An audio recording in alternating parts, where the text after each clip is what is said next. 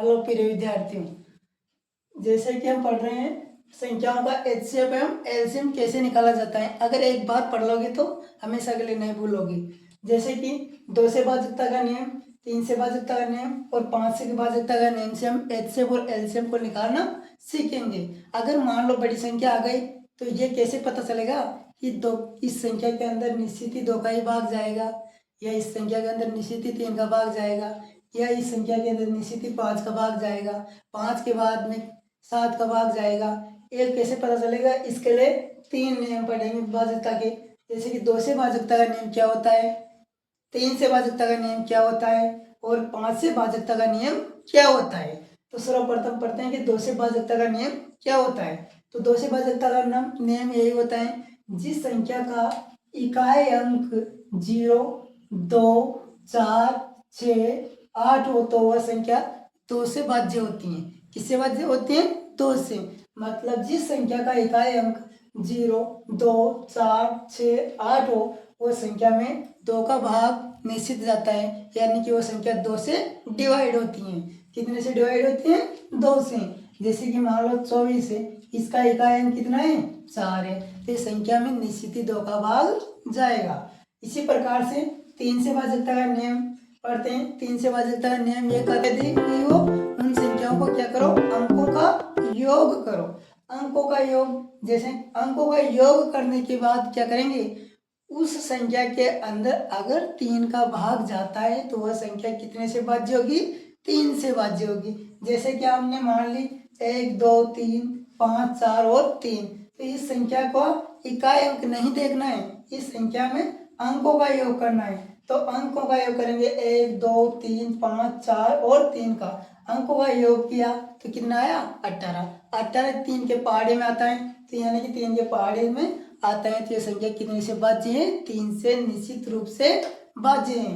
यानी इस संख्या के अंदर निश्चित ही 3 का भाग पूरी बार जाएगा। इसी प्रकार से 5 से भाज्यता का नियम पढ़ते हैं। 5 से भाज्यता का नियम क्या होता है? जिस संख्या का इकाई अंक 0 और 5 हो उस संख्या के अंदर 5 का भाग जाएगा, यानी उस संख्या के अंदर 5 का पूरी बार भाग जाएगा। तो जैसे कि संख्या लिखी 125, इसका इकाई अंक कितना है? 5, और इस संख्या लिखी इसका इकाई अंक कितना है? 0, और इस संख्या लिखी इसका इकाई अंक कितना है? 5। तीनों संख्याओं के अंदर 5 का भाग जाएगा। ये कैसे मालूम चला? क्योंकि इसकी इकाई अंक 5 है, इसका इकाई अंक 0 है और इसका 5 है। तो यानी कि 5 से भाज्यता नियम क्या कहता है? जिस संख्या का इकाई अंक 0 और 5 हो वह संख्या 5 से पूरी बार भाज्य होती है। और एलसीएम कैसे निकाला जाता है? जैसे कि पहले पढ़ते हैं एचसीएफ को निकालना सीखते हैं कि एचसीएफ संख्याओं का एचसीएफ कैसे निकाला जाता है। तो एचसीएफ का हिंदी अर्थ है महत्तम समापवर्तक या महत्तम समापवर्ती। महत्तम समापवर्ती निकाल सकते हैं। जैसे कि हम 2 संख्याओं से निकाल सकते हैं, 3 संख्याओं से भी निकाल सकते हैं।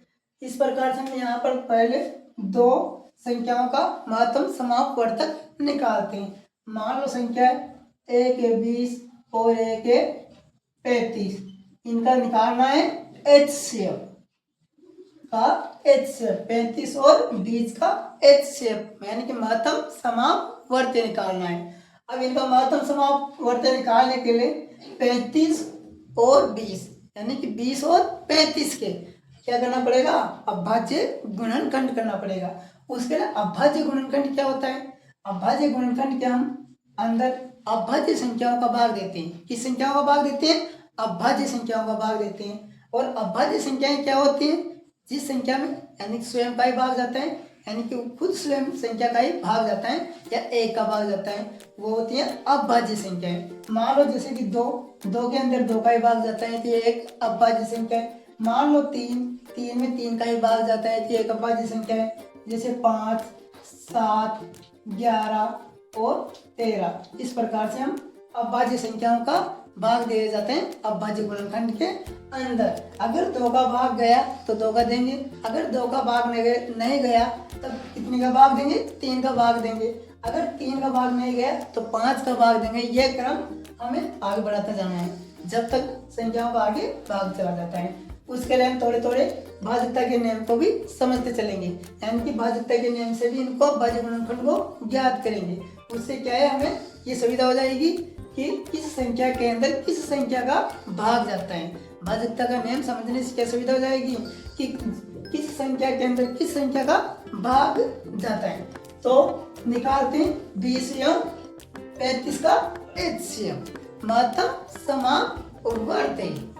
तो 20 का अभाज्य गुणनखंड करते हैं। जिस संख्या का इकाई अंक कितना हो, जिस संख्या में इकाई अंक 0, 2, 4, 6, 8 होते हैं, उस संख्या में किस संख्या का भाग जाता है, 2 का भाग जाता है। ऐसे तो 5 का भी जाता है, लेकिन क्रम क्या है, पहले किसका भाग देना है, 2 का, फिर उसके बाद में किसका भाग देना है, अगर नहीं जाए तब 3 का, अगर 3 का भी नहीं जाए तब देना है किसका, 5 का। तो हमारे पहले 2 का 0, 2, 4, 6, 8 है, तो किस संख्या का भाग जाएगा, 2 का भाग जाएगा। तो इस संख्या के अंदर 2 का भाग दे के देखते हैं। अब 2 के पहाड़े में 20 कितनी बार में आता है, अगर आता है तो ठीक है, नहीं तो भाग देख के देखते हैं। तो ये तो पता है कि 2 के पहाड़े में 20 कितनी बार में आता है, 10 बार में। अब फिर से 2 का भाग ही देना है, क्योंकि वापिस 0 आ गया इकाई। 2 के भाग 10 में कितनी बार जाएगा, 5 बार। अब इस संख्या के अंदर 2 का भाग नहीं जाता है, नहीं 3 का भाग जाता है, तो फिर किसका भाग देना है, 5 का भाग देना। अब इसी प्रकार से 35 के भी क्या करते हैं, अभाज्य गुणनखंड करते हैं।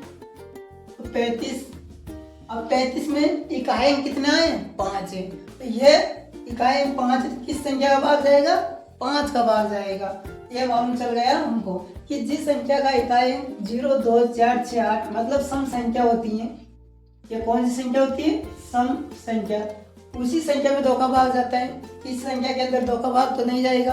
अब 3 का नियम क्या कहता है कि जिस संख्या के अंकों का योग में 3 का भाग चला जाता है, तो वह 3 तो जोड़ेंगे, 3 और 5 कितना होता है, 8। 3 के पहाड़े में 8 नहीं आते हैं ना, तो ये भी 3 से भाज्य भी नहीं होगी। तो जिस संख्या का इकाई 0 और 5 होता है, उस संख्या के अंदर किसका भाग होता है, 5 का। तो ये संख्या में इकाई कितना आया, 5, तो किस संख्या का भाग देंगे, 5 का। 5 के पहाड़े में देखेंगे 35 कितनी बार में आता है, 7 बार में, तो लिख देंगे यहाँ पर कितने, 7। अब 7 पे क्या आ गए, अभाज्य संख्या आ गई। अब अभाज्य संख्या आ गई तो अभाज्य का नियम क्या है कि स्वयं का ही भाग जाएगा। तो स्वयं 7 में 7 का ही भाग जाएगा, कितनी बार, 1 बार। अब 20 और 35 के क्या लिखना है, गुणनफल। 20 के गुणनफल लिखेंगे यहाँ पर, तो 20 के गुणनफल है 2 × 2 × 5, और 35 के गुणनफल कितने हैं, 35 के गुणनफल है 5 × 7। अब इसके बाद में निकालना क्या है, एचसीएफ। एचसीएफ महत्तम समावर्ती। अब इसके लिए क्या करना पड़ता है, या तो छोटी घात लेनी पड़ती है, मतलब संख्याओं के जो अभाज्य गुणनखंड के उनके गुणनफल की छोटी घात लो, या ऐसे समझो कि जो 20 और 35 के जो गुणनफल किए उनमें से जो भी संख्या दोनों के अंदर मिलेगी उनको हम एक बार लेके लिख देंगे। जैसे कि इस संख्या के अंदर 20 और 35 के अंदर क्या मिले, दोनों के अंदर 5, दोनों के अंदर क्या है, 5। 5 के अलावा 2 इसके अंदर है तो 2 इसके अंदर नहीं है, अगर 7 इसके अंदर तो 7 इसके अंदर नहीं है, और ये 2 भी इसके अंदर है तो इसके अंदर नहीं है। तो दोनों के अंदर क्या मिले, 5 और 5। दोनों 5 में से केवल कितना 5 लिखना है, एक बार 5 लिखना है, यानी कि 5 को कितनी बार लिखना है, एक बार ही लिखना है।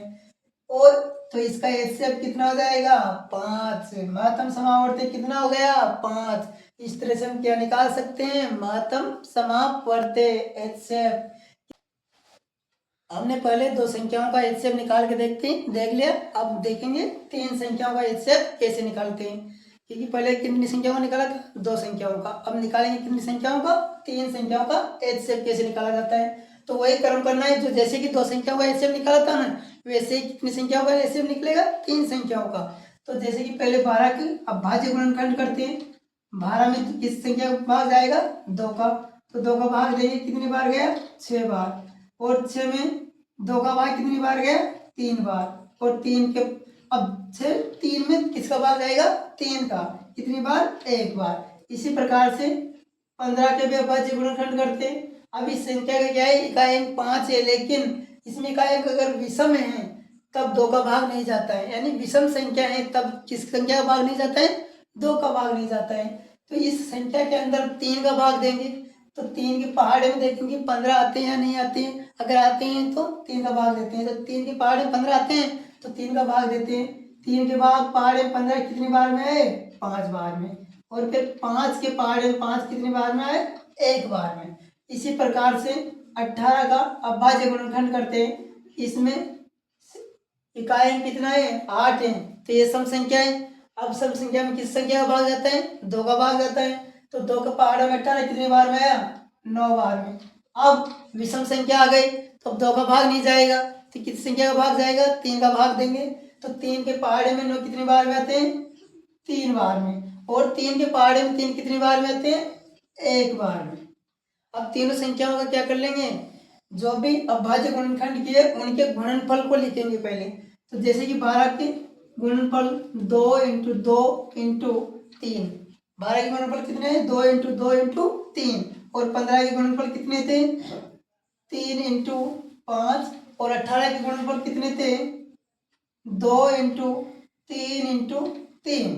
अब इनमें से क्या देखना है कि तीनों संख्याओं के अभाज्य गुणनखंड किए उनके जो गुणनफल आए वो गुणनफल उनमें जो भी संख्या तीनों के अंदर उपस्थित होनी चाहिए, क्या होनी चाहिए, तीनों के अंदर वो संख्या उपस्थित होनी चाहिए, वही उनको बाहर निकालेंगे एक बार लिख के। तो HCF जैसे कि देखेंगे पहले दो इसके अंदर है लेकिन इसके अंदर नहीं है, कहाँ पर भी नहीं है, आगे पीछे कहाँ पर भी अगर 2 उपस्थित नहीं है तो 2 को नहीं लेंगे।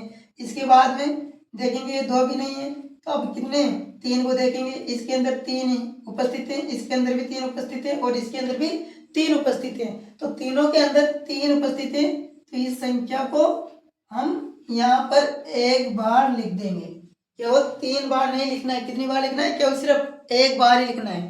तो तीनों के अंदर वो संख्या उपस्थित है तो उसमें से एक बार लिख दिया 3, इसके बाद में नहीं 5 इसके अंदर स्थित है, नहीं 3 इसके अंदर स्थित है, इसके अंदर केवल एक बार स्थित है, तो इस संख्या का HCF कितना निकल के आएगा, 3।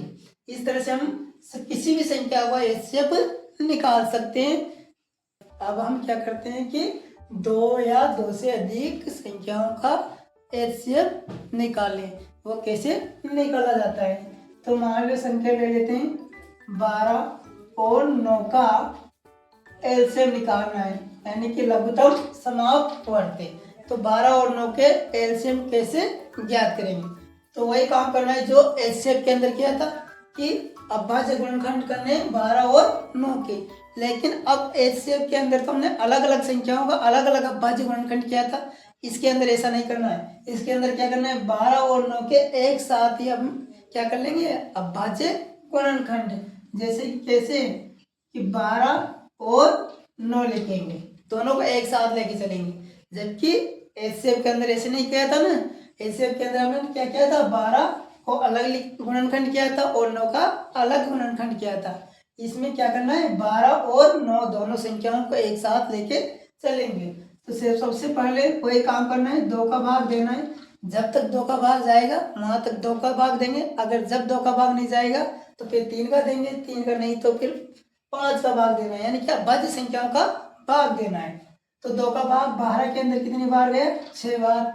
अब 9 में 2 का भाग नहीं जाता तो क्या करेंगे, 9 को ऐसे क्या ऐसा ही रहने देंगे, फिर से 2 का भाग देना है, दोनों में किसी भी एक संख्या में भाग जाएगा तब भी 2 का ही भाग देंगे। तो 6 के अंदर जाता है 2 का भाग, हम 6 आते हैं तो 2 का भाग गया 3 बार, 9 में नहीं जाता। अब यहाँ पर क्या होता है, नहीं तो 3 का भाग 2 का पार्ट है 3 आते हैं, नहीं 9 आते हैं, तब क्या करना पड़ेगा, इस स्थिति में क्या करना पड़ेगा, तो हम इस संख्या में 3 का भाग देंगे। 2 का भाग नहीं जा रहा तो किस संख्या का भाग देंगे, 3 का भाग देंगे। तो 3 के पहाड़ में 3 आए एक बार में और 9 आए 3 बार में, फिर किस संख्या का भाग देना है, 3 का भाग देना है। 3 का भाग एक बार, इसमें तो 1 आ जाएगा और ये भी कितना आ जाएगा, 1। जो भी 12 और 9 के गुणनखंड किए उनके जो गुणनखंड के जो गुणनफल है उनको गुणा करते हैं, हमारे क्या प्राप्त हो जाएगा, एलसीएम लघुत्तम समापवर्ती। तो कैसे आएगा, लिख देंगे यहाँ संख्या 2 इंटू 2 इंटू 3 इंटू 3। इन संख्याओं को गुणा कर लेंगे, गुणा करने पर जो संख्या आएगी वो हमारा निकल के आ जाएगा क्या, एलसीएम, लघुत्तम समापवर्त। तो गुणा करते हैं, 2 का पहाड़ा बोलेंगे 2 बार, तब कितना हुआ 4, और 4 का पहाड़ा बोलेंगे 3 बार, तब कितना हुआ 12, और 12 का पहाड़ा बोलेंगे कितनी बार, 3 बार, 12 तो कितनी हो गया 36। तो हमारा एलसीएम कितना हो जाएगा 36, कितना हो जाएगा 36। इस प्रकार से हम लघुत्तम समापवर्त निकाल सकते हैं। ऐसे जैसे कि 2 या 2 से अधिक संख्याएं लेनी है, मतलब 3 संख्याएं लेनी है, 4 लेनी है, उनका लघुत्तम निकाल 16, 8 एवं 20 का एलसीएम निकालते हैं। कितनी संख्याओं का 16 और 8, 16, 8 एवं 20 का एलसीएम कैसे निकालेंगे, तो वही काम करना है, तीनों संख्याओं का एक साथ लेना है, 16, 8 और 20। सर्वप्रथम क्या करना है, सबसे छोटी संख्या वाले पहाड़े का भाग देना है, कि जो होता है 2 का, तो 2 का भाग देंगे, 16 के अंदर जाता है कितनी बार 8 बार, और 8 में कितनी बार जाता है 4 बार, और 20 कितनी बार में आते हैं 10 बार में। फिर किसका भाग देना है 2 का भाग देना है, 8 में कितनी बार जाएगा 4 बार, और 4 में कितनी बार जाएगा 2 बार, और 10 में कितनी बार जाएगा 5 बार। फिर से किसका भाग देंगे 2 का, जब तक तीनों संख्याओं में से अगर एक भी संख्या में 2 का भाग जाता है तब भी 2 का ही भाग देना है। तो 2 का भाग 4 में कितनी बार गया 2 बार, और 2 में कितनी बार गया 1 बार, और 5 में 2 का भाग नहीं जाता, मतलब 2 के पहाड़े में 5 नहीं आते हैं। फिर 2 है तो 2 का भाग देंगे, 2 में 1 बार और 5 में नहीं जाएगा। फिर अब 2 खत्म, 3 नहीं है, अब 5 केवल अभाज्य संख्या बची हुई है, तो 5 का ही भाग दे देंगे, तो 1 1 और 1 आ जाएंगे। जब लास्ट में अंतिम में 1 1 1 आ जाता है, वहीं हमारा एलसीएम खत्म हो जाता है। इन संख्याओं के गुणनफल कर देंगे, 2 इंटू 2 इंटू 2 इंटू 2 इंटू 5। इनको गुणा करके देखते हैं, 2 के पहाड़े बोलेंगे 2 बार तो आएंगे कितने 4, और 2 का पहाड़ा बोलेंगे 2 बार तो आए 4, और 4 का पहाड़ा बोलेंगे 2 बार तो आए 8, और 8 का पहाड़ा बोलेंगे 2 बार तो हो जाएंगे कितने 16, और 16 का पहाड़ा बोलेंगे 5 बार। अगर 16 का पहाड़ा नहीं आता है, 16 को कितने से गुणा कर लेंगे 5 से, 5 का पहाड़ा बोलेंगे 6 बार तो हो जाएंगे 30, हासिल आ जाएंगे कितने 3, और 5 का पहाड़ा बोलेंगे 1 बार, और हासिल कितने थे 3, तो 5 एकम 5, 5 और 3 कितने हो जाएंगे 8, तो कितने आ जाएंगे 80। तो हमारा एलसीएम कितना आ जाएगा 80। इस प्रकार से हम 2 या 2 से अधिक संख्याओं का क्या निकाल सकते हैं, लघुत्तम समापवर्त निकाल सकते हैं।